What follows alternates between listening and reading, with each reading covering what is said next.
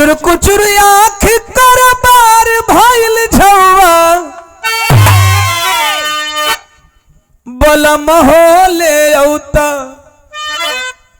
तेल गमकौआ। मरद कहता इनका गेन मैनेज करो, बैठा था गेन मैनेज करो कि अरे तोहरे फुहर कम के सोर पूरा गौआ छछनरो का करबू तेल गमकौआ। पहले कुल चले, पहले चले, आज कुल गाड़ी तनी बदल गई बा। पहले भोजपुरी में गवा, हिंदी में गवा, तो हकीकत में बंगाली जब बोलो तो हम नहीं, हमरा नहीं समझ में कि पूरा पार्टी वालों के गाड़ी देता हूँ कहा तू। हम खुद समझ ना पाओ नहीं कि तू पार्टी वालों के गरिया हो कि हमके गरिया हो तुम ठीक है। बंगाली में जे जौन मन तौन कहिला, लेकिन इज्जत यही बदे बचल बा कि कोई बंगाली नहीं जाना। अगर दो चार गो बंगाली जाना तो गरियावा खूब हंसिया, बाकी लोग कही भाई ई चारू का हंसत हो तो उनके पता बा कि पूजा गरियावा तरी उनके गाड़ी द के कुछ जनबे नहीं करी। तो गाड़ी का प्रारूप बदल जाता। आजकल इंग्लिश में गाड़ी हो गई बा। मरद कहता मेहरारू से तो फुहर वाले सब पहले का मेहरारुआ का, पहले का बहुत मेहरारू फुहर है, आज कुल फुहर बटले बड़ी। पहले भाट आवा गाँव देखी सब हमनी का प्रथा बा, परंपरा बा भोजपुरी को। भाट आवा तो गाँव दुआरी दुआरी भीख मांगा तो न आवसन मेहरारू तो कसन अखिया खिचड़ी नखिया चिपटी बिना नून का दाल बनौली रे फुहरी। ऐसे जब मैंने ना कुछो कह दे कि लेके आओ अखिया खिचड़ी नखिया चिपटी बिना नून का दाल बनौली रे फुहरी, जेकरा मथवा दुगो ढील पड़ी जहाँ खाड़ भई खजलौली रे फुहरी।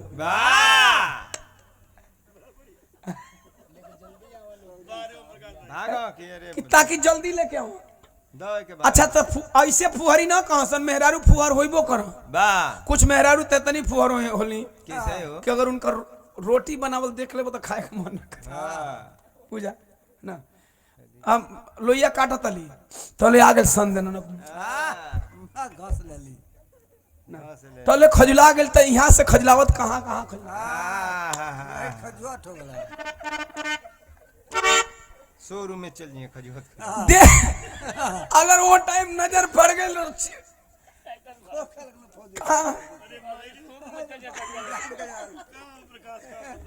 खजवात खजवात कहाँ पहुंचे, हाथ कहीं पहुंच सकत है नहीं। ई खजुली ऐसा चीज बा ना, तो अगर नजर पड़ गई तो फिर खाए का मन न करी। अगर कोई रसोईया में देखलस कि कैसे लोहिया काटती है उहे भाटवा कहो। लेकिन ये गीत के शायद ये गीत में कहीं ना कहीं तनी मनी ई भाव झलकेला कि तोहरे फुहर कम को शोर पूरा गाँव जब मार खजुला खजुला लोहिया कटबू पूजा खजुला खजुला लोहिया कटबू इच गार्ड लगावे के पड़ी। ई तरह जब ले करे में एक हम बोले अरे टेम्पू में बैठे के बाटे नहू न, टेम्पू में बैठे के बाटे नहू नर छछो नर मांगेलू गाड़ी बस काम भर फॉर्चूनर के स्पेलिंग भर गौर करेंगे। कुल मौज मस्ती बदे है यही तरह जैसे लोग कुछ लोग बैठल बनी ठीक कुछ लोगों की बात है, कुछ लोगों में एक विशेष व्यक्ति की बात है। होत का बा एक दिन आप लोगों को पता है बनारस में दो बहुत महान संत हुए और वे केवल संत नहीं थे, वह बहुत बड़े राइटर भी थे, समाज सुधारक थे, विचारक थे। नाम जानना चाहेंगे? संतों में शिरोमणि कहे जाने वाले संत शिरोमणि गुरु रविदास जी और कबीरदास जी।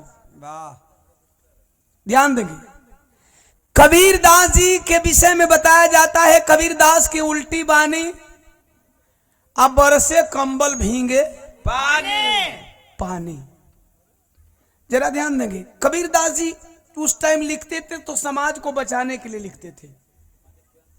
संत जी ने लिखा, एगो दुबे जी बाड़े, तुलसी दुबे जी लिखता ने, शूद्र गंवार ढोल पसुनारी सकल ताड़ना के अधिकारी।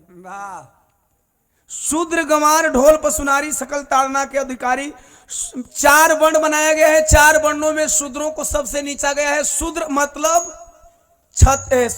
मतलब SC ST OBC माइनॉरिटी के लोग, अर्थात हमारे देश के मूल निवासी जिनका यह देश है, उनको कहते हैं तुलसीदास दुबे जी कि शूद्र गंवार ढोल पसुनारी सकल ताड़ना के अधिकारी। ये कुल पीटला से ठीक रहेला सर। गुरु द्रोण कहते हैं कि शूद्रों को शिक्षा का अधिकार नहीं है, और ये बेवकूफ शूद्र गुरु द्रोण की इस बात को सुन करके महाभारत देखते हैं और हंसते हैं, ताली भी बजाते हैं। शूद्रों को शिक्षा के अधिकार नहीं, और बेवकूफ शूद्र, मैं ये खुले खुला बोलता हूं भैया। शूद्र तो आप समझ गए कि शूद्र कौन है, 4 वर्णों में जो सबसे नीचे का वर्ण है। अच्छा तुलसीदास जी अच्छा इस शूद्रों को ही क्यों टारगेट करते हैं भैया?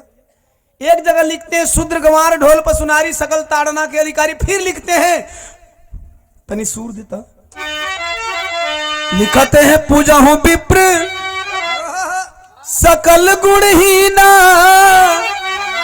थोड़ा चौपाई हो रहा है तो चौपाई हो जानू। बिरहा के ज्ञानियों से मेरा निवेदन है कि अगर कुछ चौपाई बोलना है तो इस तरह की चौपाई बोलें ताकि समाज का कल्याण हो। पूजा हो विप्र सकल गुणहीना, अशूद्र न पूजा हो गुण प्रवीणा। पैसा ले लो, नाम बताएंगे? अच्छा ये भाभी जी लोग नहीं? अच्छा तू तोर भाई तने पारिवारिक लगाओ बा।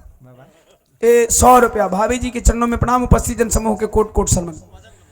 मदन भैया के भाभी जी 100 रुपया चरणों में प्रणाम। आखिर तुलसी दुबे जी बार बार शूद्रों को ही क्यों टारगेट कर रहे हैं? क्यों? यहीं पे संत जी लिखते हैं, रविदास ब्राह्मण मत पूजिए, जो हो वे गुणहीन। अच्छा लेखनी में कितना फर्क है। रविदास जी लिख रहे हैं कि ब्राह्मण पूजनीय है, लेकिन पूजनीय भी नहीं है। कौन ब्राह्मण? जो गुणहीन है, जिसको धोने भी नहीं आता है। जो पढ़ा लिखा ब्राह्मण है वो पूजनीय है। संत जी की वाणी बिरादरी के खिलाफ नहीं है, मूर्खों के खिलाफ है, जो बेवकूफ है, जो पढ़े लिखे नहीं है। अगर ब्राह्मण भी है पूजनीय है तो पूजने लायक है, उसकी पूजा होनी चाहिए, उसको नमस्ते प्रणाम करना चाहिए, मैं भी कह रहा हूं। लेकिन दूसरी लाइन देखिए, रविदास ब्राह्मण मत पूजिए जो हो वे गुणहीन, पूजिए चरण चंडाल के जो होवे गुण प्रवीण। चंडाल भी है, कहने का मतलब वो किसी भी बिरादरी का बच्चा हो, चाहे बूढ़ा हो, चाहे बुजुर्ग हो, जवान हो, अगर वह विद्वान है, पढ़ा लिखा है, जानकार है, तो उसको प्रणाम करिए। और यहाँ तो परंपरा बना है कि तोहार लड़का इंजीनियरिंग कैले बा, तोहार लड़का को कोई गोड़ ना लागी। पंडित जी का लड़का नरकटाई नहीं खे दिल, तबो कबो बाबा पा लागो। वो कहे चिरंजीव। अच्छा चिरंजीव कहो तो एगो चिरंजीव कहिए, नहीं तो जय हो कहिए, नहीं तो कहिए कि फिर कह कि बाबा गोड़ लागत नहीं तो जय रह जजमान। पढ़ल लिखल हो चाहे न हो, जज मान। जे वही जज मान लो तो जज का फैसलो माने के पड़े। गौर करेंगे कबीर दास जी, ये संतों के बात में मैं बात कह दिया। कबीर दास जी इसी तरह रोज अपनी बातें रखते थे, दोहा के माध्यम से, चौपाई के माध्यम से अपने लोगों को, और लोग सुनने जाते थे कबीर दास जी को। कबीर दास जी एक दिन इसी तरह से प्रवचन कर रहे थे, एकदम प्रवचन में सभी लोग खाली हो गए थे। 2-4 अच्छे सुनवैया बैठे थे कि कबीर दास जी जब तक गाएंगे बोलेंगे तब तक हम लोग सुनेंगे। अच्छा अचानक एक चेला बोल पड़ा। क्या बोला? कि अरे करे सत्संग रोज कबीर दास ज्ञानिया,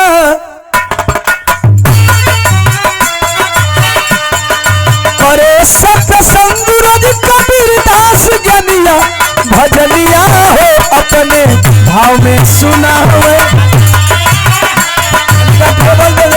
भाई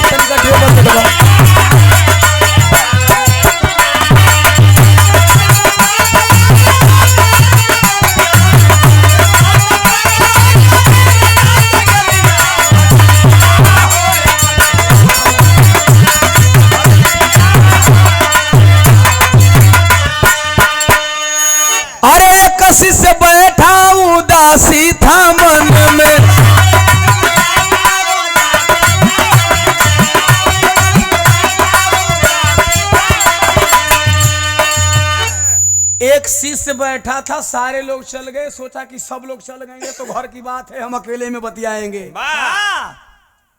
देखें इतने बड़े विद्वान ज्ञानी हुए, इन पे इनके ऊपर रेप का केस नहीं लगाना, नहीं लगाना। ये भी संत थे, संत शिरोमणि गुरु रविदास जी थे, इतने बड़े विद्वान थे, उनके ऊपर रेप का केस नहीं लगा। ये लोग भी बाबा ही थे। और आज के बाबाओं को देख लीजिए, राम रहीम के देख लो, सरवा सरमवा के देख लो, जेल में गुल बा। इहो कुल बाबा रहा सब, ई बाबा हो सब की नासक बड़ा संदेश। हम दो संतों की बात करें, अभी कबीर दास जी की बात बोल रहे हैं। ऐसे ही बैठे थे, वो लइकवा सोचा था कि सब कोई चल जाए तो घरे का बात बात नहीं, अकेले में ये गुप्त रोग बा, घर का बात गुप्ते रोग बा, परिवार का बात सबका में नहीं कहल जाला। तो आखिर अचानक अरे एक शिष्य बैठा, उदासी था मन में, आप बोला अशांति है मेरे भवन में, बोला अशांति।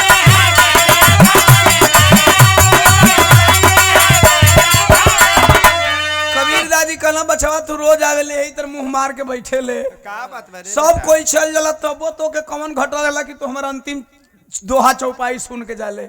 कलस हम सुन के ना जाइला, हम सुनावल चाहिए, लेकिन रोज भीड़िए तो रहेले। कबो तू अकेले ना मिलेला, आज अकेले मिल गए, बड़ा पूछ दिला हमसे, तो आज हम बतावत नहीं। कहे किसी समस्या से मारे लग रहे हो, कलश समस्या नहीं विपद का मारल है। कहे तोरा घरे कौन विपद पड़ल बा, तब कहता अरे मिलजुल के रहे न घरवा परनिया, मिलजुल के रहे न घरवा परनिया, भजनिया हो अपने भाव में सुनावे।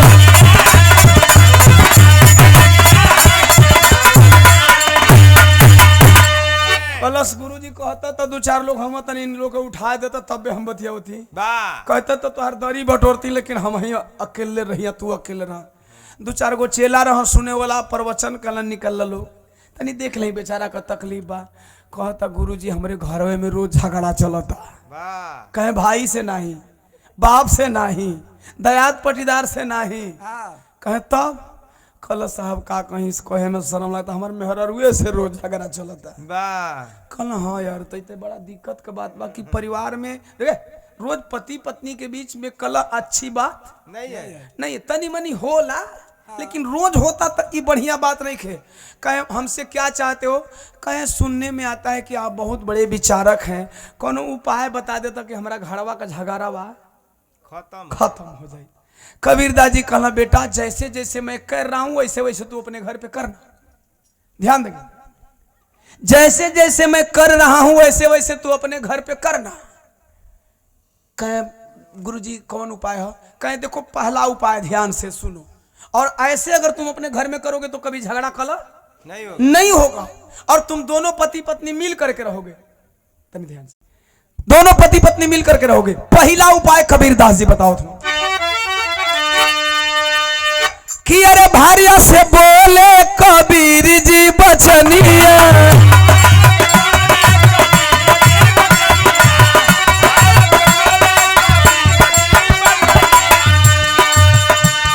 अरे लादो प्रिय तू जला के ललटे दिया।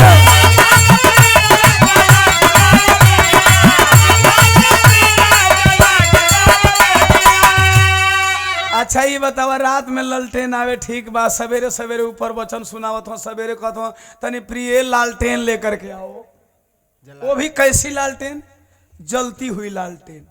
अच्छा ये सोचा था कि उपाय बताओ था, तनी देखी अगर जैसे कहत ना वैसे ले आई तो झगड़ा हुई, अब बूतल ले आई तो कजन झगड़ा ना होके, कजन उपाय होके।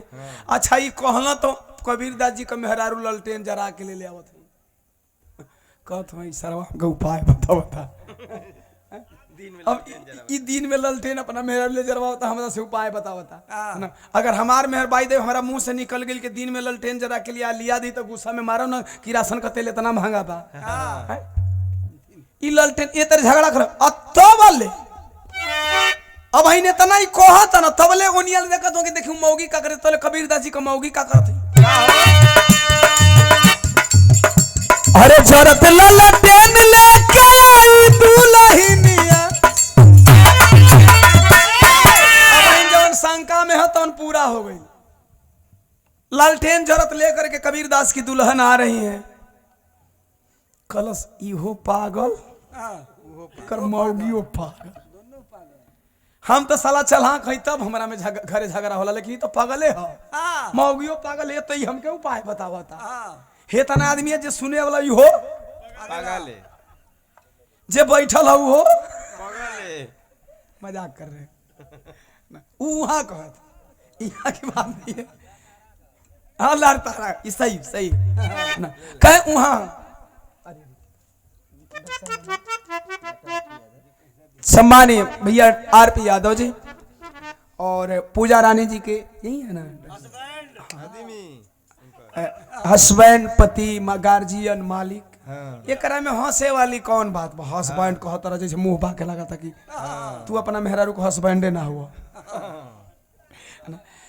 100 रुपया दे करके सम्मान के सुंदर पुष्पहार के साथ ये भाईचारा सदैव मंच पे बना रहे सबके सब कलाकारों के साथ बहुत बहुत सपड़ाम पर लगे उपस्थित जन समूह के कोट कोट सनवन कहला सेलवा की कबीरदासो पागल कबीरदास का मौगियो पागल जे इतना दिन से इनके सुनता वो पागल साला हम पागले बनी कि पागल वाले उपाय पूछा था नहीं है ना कहे बेटा नहीं समझ पाया कल चुप रहा मार दवा तने ऐसे अगर हमारे मेहरारू कर तो अभी तो दूध थप्पड़ मारेला ऐसे तो मार मार मुआए दे कहे छोड़ो तुम्हारा दिमाग गर्म है तुम्हारे दिमाग को ठंडई में पहुंचा रहा हूं कलश अच्छा तो कोनो उपाय बका कहे हाँ दूसरी उपाय सुनो थोड़ा ठंडा हो जाओ दूसर की उपाय बताओ तुम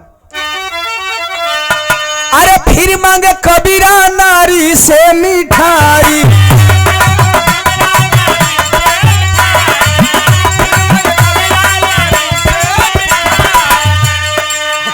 कलश हाँ तब तनी मन ठंडा हो मंगा मिठाई 2-4 गो मारी तनी पानी पी 2 गिलास मार कि फिर मांगे कबीरा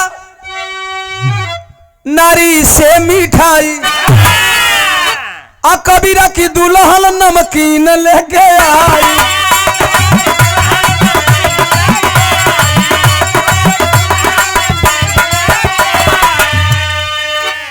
कलश लो पगला मिठाई मंगलस पगली नमकीन लेके आवती है अब ऐसने उपाय हमारा घरे होके तो लातम मुकम जुतम कुल ठीक है मत रिकॉर्डिंग करो सबको मना किया तो क्या रिकॉर्डिंग करो इबे कहल अगर ऐसे हमारा घर में होके तो कभी जी लिखत होन के आखिर कबीरदास जी करत कहूं फिर मांगे कबीरा नारी से मिठाई आ कबीरा की दुल्हन नमकीन लेके आई अरे देखी देखी चलवा के बढ़े परेशानिया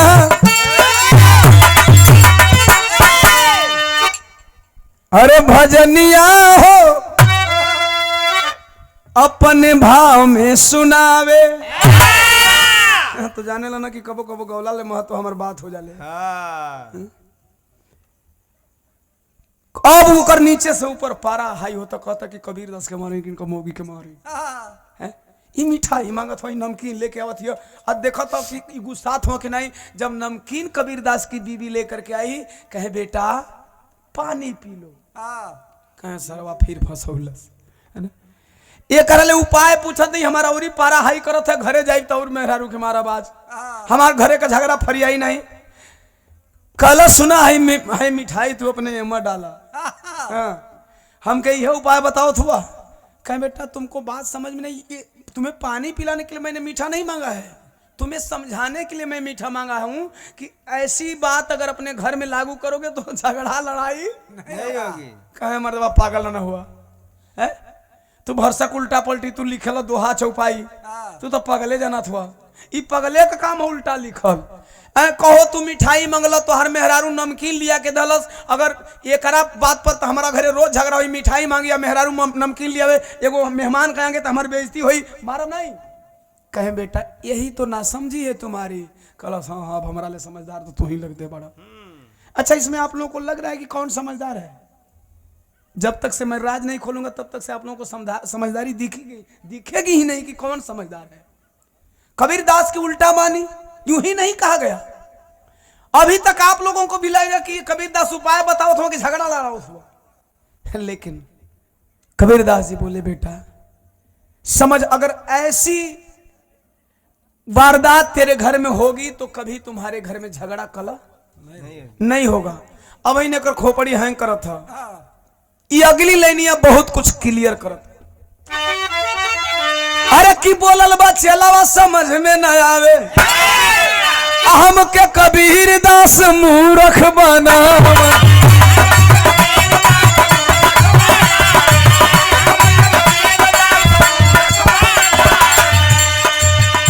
अरे ज्ञानी कबीर दास भइले यज्ञनिया, अरे ज्ञानी कबीर दास भइले यज्ञनिया, भजनिया हो अपने भाव में सुनावे।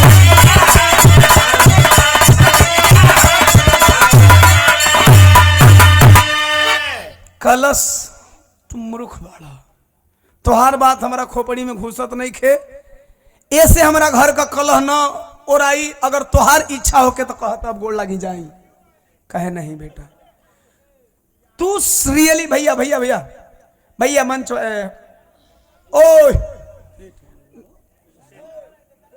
एक आध 2 मिनट रुक लो, हमें पसंद नहीं है, मेरे विराह में बिल्कुल पसंद नहीं।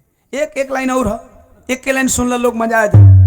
सबका मन देखिए, हम मंच पे जब गाते हैं ना तो सबके घर की बात और सबके परिवार की और समाज की बात गाते हैं ताकि मेरे विरह से कुछ ना कुछ भला हो जाए। वाह, आप लोग भी हम लोगों का भला करते हैं, 2 रुपया 4 रुपया 10 रुपया 20 रुपया दे के हमारे घर परिवार गाड़ी घोड़ा का कुल खर्चा दे लिया, तो हम चाहिए कि ये गीत से कहीं ना कहीं आप लोगों का परिवार में दुराव ना होके, समाज में दुराव ना होके।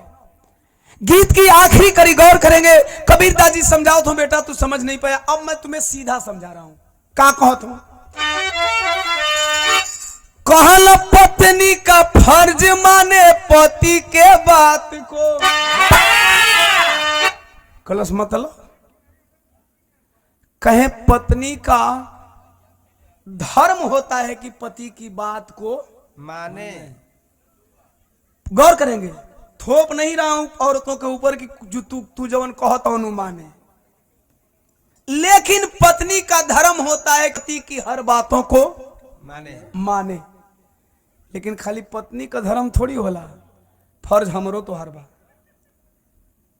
पत्नी के प्रति फर्ज हमारा और आपका भी होता है। ये नहीं कि पत्नी अपने धर्म का निर्वहन करे और तू पति का धौंस जमाओ। अगर पत्नी का धर्म होता है तो पति का भी फर्ज होता है। पत्नी का धर्म समझाओ तो कथो ये धर्म बाकी तू मांगा कुछ हो लिया कुछ, कहे नहीं बेटा पूरी बात सुनो। तो कबीरदास जी कहे अरे पत्नी का धर्म माने पति के बात को, अब पति का फर्ज समझे भार्या जज्बात को।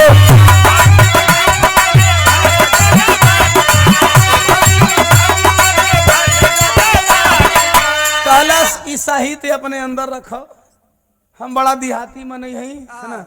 अब भाई तनी सीधा सीधा बतावा, एकदम खोल के जज्बात कुछ मतलब नहीं। कहे बेटा सुन, पत्नी का धर्म होता है कि पति की हर बातों को माने। कलश जैसे कहे जैसे में 2 उदाहरण तोरा सामने बा, कहे उदाहरण का बा, कहा हमने लालटेन मांगा दिन में, मेरी पत्नी ने मेरी बात को सुना और लालटेन जला करके लाई। कलश क्यों?